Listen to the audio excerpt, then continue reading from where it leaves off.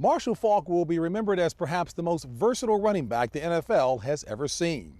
Whether running the ball or diving for a catch, he played with a grace we won't soon forget. He loved every city he played in and continues to touch the lives of those in New Orleans, San Diego, Indianapolis, and St. Louis. He's the JB Award winner for national service. Leslie Visser has more. Desire. You know you have it when you accept a scholarship from the only Division I college offering you a chance to play running back. Desire.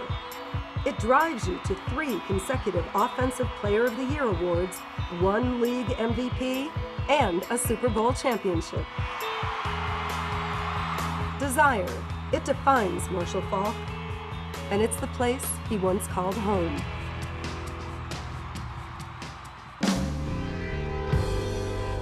It was here, in New Orleans' 9th Ward, where the Desire Projects once stood. It was where Marshall spent his childhood. Most people wouldn't think growing up in the Desire Projects would say fun, but you actually have some memories that are not what we might imagine. I didn't know a San Diego, Indianapolis, St. Louis. The Desire Project is all I knew, and my mom provided for us as best as she could, and I grew up happy. I grew up, loving life, having fun. I didn't know until I went to college that people lived another way. Marshall's career began in Indianapolis as the Colts' 2nd overall pick in 1994. As he fulfilled his dream of playing in the NFL, the reality of giving back took shape after he formed the Marshall Faulk Foundation his rookie season. His foundation is about more than just role models.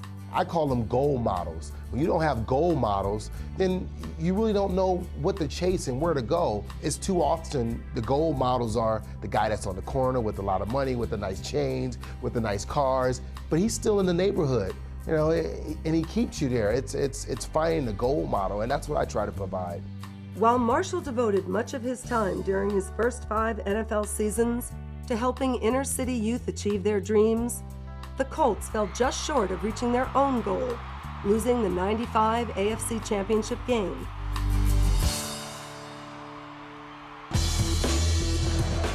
In 1999, Marshall joined the St. Louis Rams and compiled arguably the 3 greatest seasons ever by an NFL running back. Marshall Faulk, it's 6-0 St. Louis.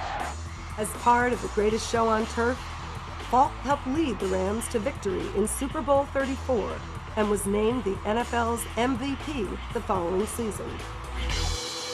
When you grew up, would it have been astonishing for someone to say to you at this age of these kids that you talk to, Marshall, you are going to be the MVP of the NFL? I couldn't see beyond getting out of the Desire Project, let alone going to San Diego State and going to college, getting drafted by Indianapolis, becoming Rookie of the Year, winning the Super Bowl, becoming MVP.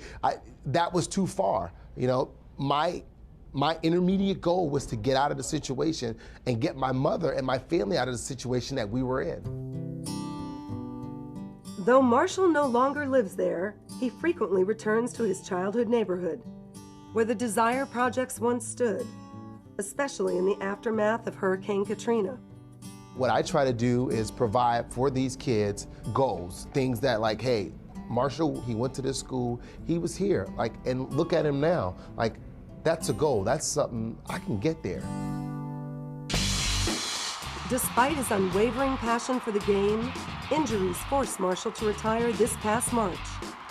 For 13 seasons, he thrilled fans on the field while helping improve the lives of underprivileged children in San Diego, Indianapolis, St. Louis, and New Orleans.